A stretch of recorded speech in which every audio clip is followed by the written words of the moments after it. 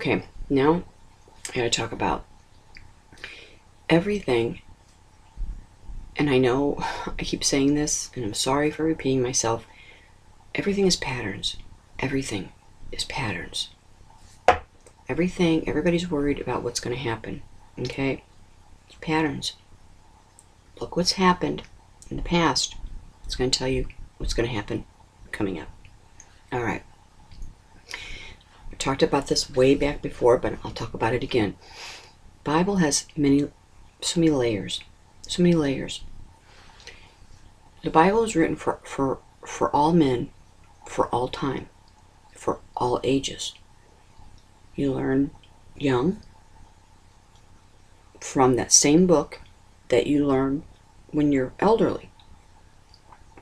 Well, obviously, when you're older, you understand a lot more than you do when you're, 5. It's the peeling of the layers. So just as it's meant for a teaching, an understanding and that growth through, through all time and through all ages, there's also many layers in the patterns of what's going to happen, okay?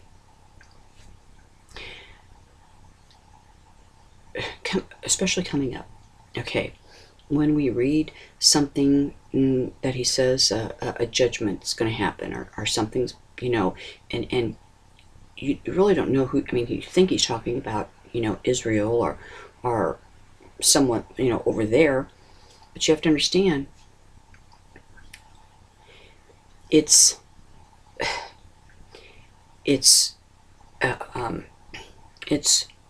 multiple.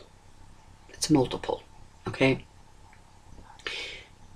So it's anyone who has done what he has said not to do that's going to get the judgment, okay? So the United States, we're going to get it. We're going to get it. We're going to get it. All right, we are. So even though this very incident might happen in Israel in this way, doesn't mean that it can't happen to the other countries too, because it's whoever is doing what he has put in there and said not to do, okay? United States is going to come under judgment, and the land is going to be portioned out. Our land is going to be portioned out, just as Israel's being portioned out. Any country that is doing that is going to have their land divided, okay?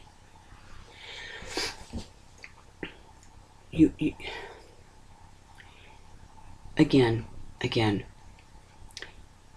there have been many people who don't believe this, and that's okay. It's really okay. But you have to open your eyes to what he's teaching us. You have to open our eyes. Look where we're at. Look what's going on. Look what's going on. Unbelievable. Unbelievable. And once it starts, it's going to be like a train wreck. Just like that. Now, we don't know from day to day what's going to happen, right? You gotta watch. You gotta watch. But don't think you're where you live is in the clear, okay? Don't think that because you think that the Bible is talking about a specific place, that's going to have it, and you're not. It's layers, multiple meanings, multiple punishments. Okay, now, he talks about specifics, absolutely. And so we know what he's talking about. But then there are many, many areas, too, that's going to be multiple. Okay? It's going to be multiple. And it's a judgment against the group, basically. Okay? And it'll happen. So, but he's going to divinely protect us. Okay? He will. He will. Don't worry. There's nothing you can do. There's nothing you can do. There's nothing any of us can do. It has to play out. don't, let's say your joy, and of course we're joyful because our Lord's coming. Of course we're joyful, but it's sad. But at the same time, you have the sadness for others. Okay, but beyond the sadness, you start worrying. You start worrying for your loved ones, your family and friends that aren't seeing it. Okay, or you're worried that one of your children will be in a certain place, away from you, or you'll be separated from a loved one. Okay, you gotta stop all that worrying. You really do. This is not a time to have any worry whatsoever. He's got it. He's got it covered. He will move everybody. He will put everybody in his place. It will be, he's the God of supernatural.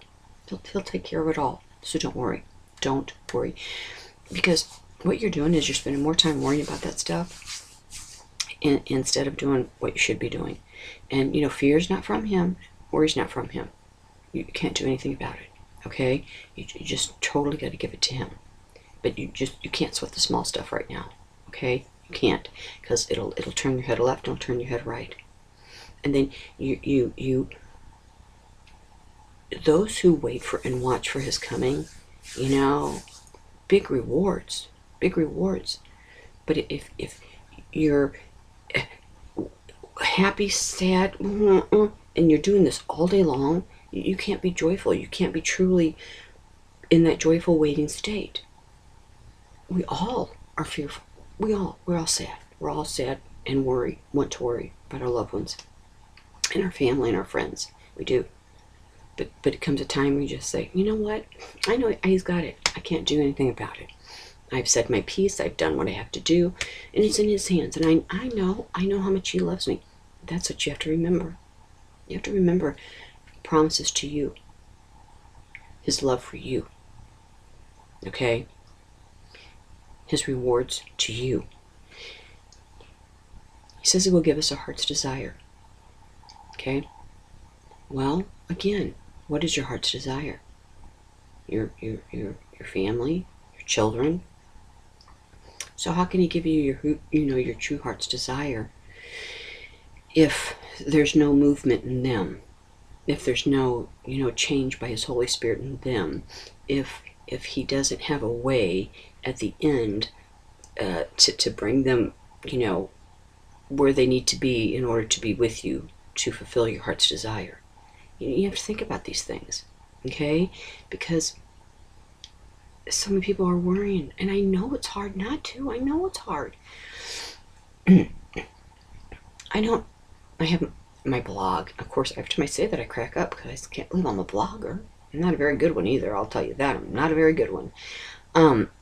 But there's a lot of stuff I could put on there. I don't put news and updates of what's going on every day. I don't want it to be a news blog, because there's wonderful, wonderful people out there doing those. I look at them, but that's not why the Lord had me do mine. It was for specific people, for specific messages, just for his specific reasons. Now, I have, told you, 9 years straight run after the heart of God. But I've read and watched more videos and articles and anything, constantly learning, okay? Constantly learning. Again, anything with Project X, Nibiru, from 2006 on. I've read it, I've seen it, okay? Chemtrails, the New World Order, all of it that's going, all of it, all right? Just because I don't put it on there, it doesn't mean that I don't, I haven't studied it, that I haven't researched it, that I still continually don't watch and learn, because I do. All right. I've been doing this for years, though. That 9/11, I probably studied everything I could for 2 years on that. Everybody thought I was insane. I never thought I was a conspiracy theorist. I really never thought I was. But I dug. When I start something, again, I will say this again. I don't believe something because I've watched a video on it and I believe that person. Or I don't believe something because, it's got pretty pictures and they look like they know what they're talking about. I mean, I dig. But 9/11, boy, 2 years. I got to places I can't even tell you how I got to, and read things that I don't even know. I don't even know how I got there. All right. Somehow I even got into some. I don't even know where. I've just read a lot. But for 2 years I did that. Then I went to, something else and did the research on it. And I remember when chemtrails first started, that's like right on that one, right on it, all of it. The Rothschilds, the whole Illuminati, that one started in 2008 for me. I will tell you, this research in Illuminati, that started in 2008, but I still, will read and watch all day long. I get up, I try to see what's going around the world every day, from all over, see what's going on. I consistently watch the earthquakes. I consistently watch the weather. I consistently watch all of those things. The bankers that are dying off, and the people who have, brought a lot of information up front and center, that have been killed. All of that I watch. I got it down, but I don't put it on the blog because every day, because that's not what it's about. That's not what my blog's about. But again, and two, sometimes it's too much for people. It's overload. Okay, and if you're starting out and you're in this and you're just in all of it, and it's consuming you because it's all of it, right in front of you. Don't let it make you lose sleep at night, okay? Because it will when you first start, when your eyes are open to all of this, and you realize the world is not like you thought it was. It's overwhelming, okay? But then you just want to learn everything, and then you want to tell everybody about it. I remember I went through all that, okay?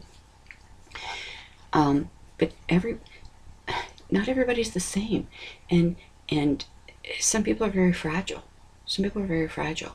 And you have to watch that you don't say something that could, So I don't want people to fear. I want them to know the truth. Absolutely. I want them to know the truth. Okay? And it's out there.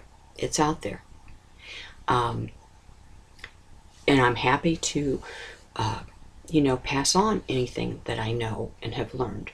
But I just don't put them on the blog, because I don't want it to take away from what the Lord has me teaching now, and that's why. But absolutely, I believe it.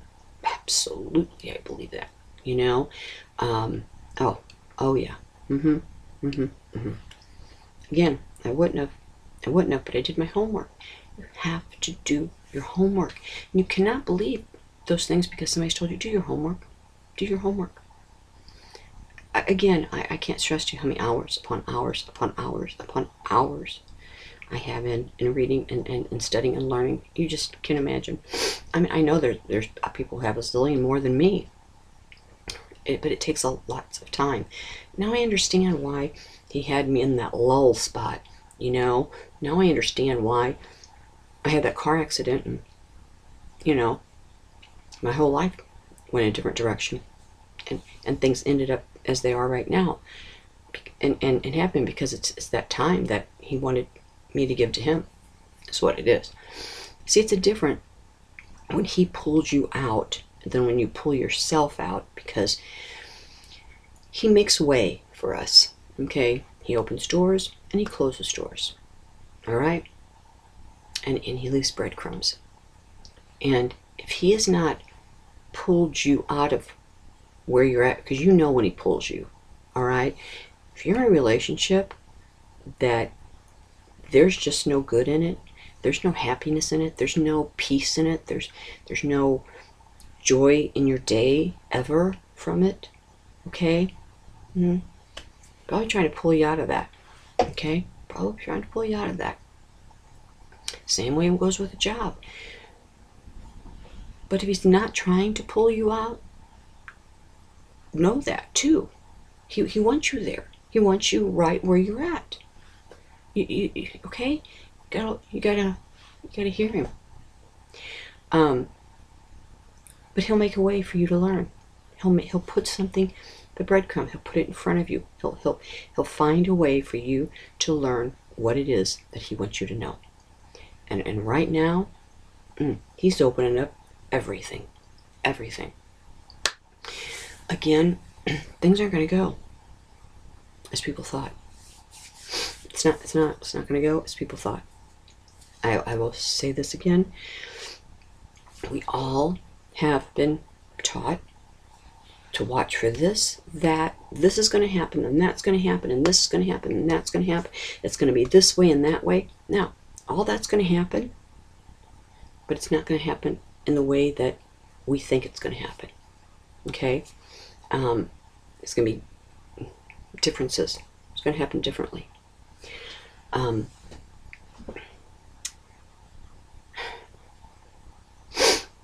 There's more.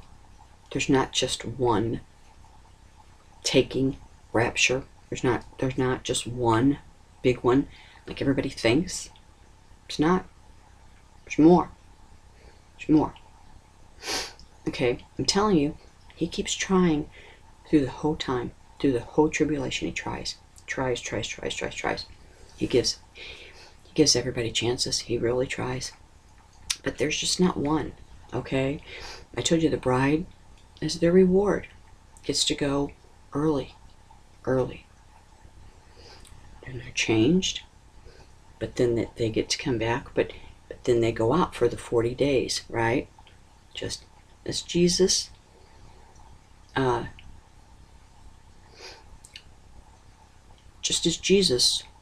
walked, for 40 days after he was resurrected.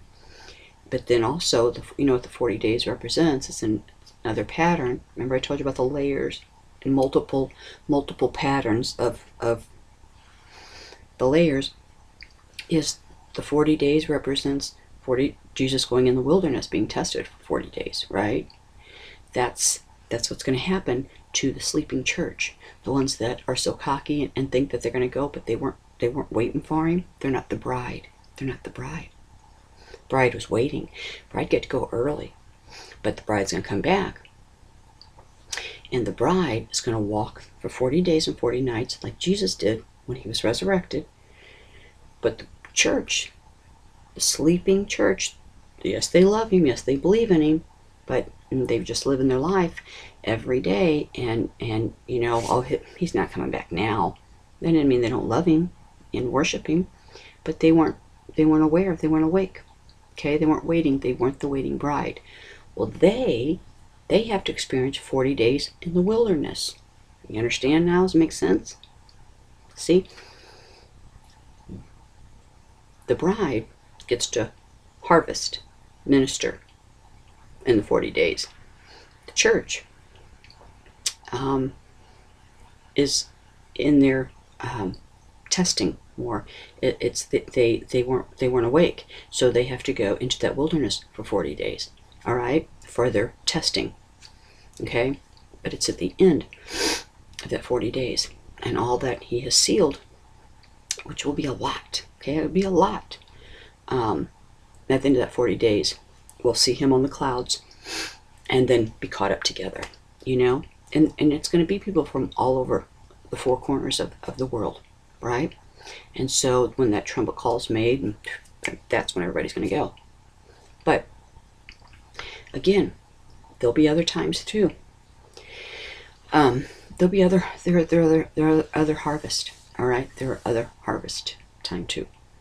So maybe that helps people when they read different things of the Bible and they can't place it, you know, because they think this has to happen in order for this, because they're talking about, you know, a harvest right here.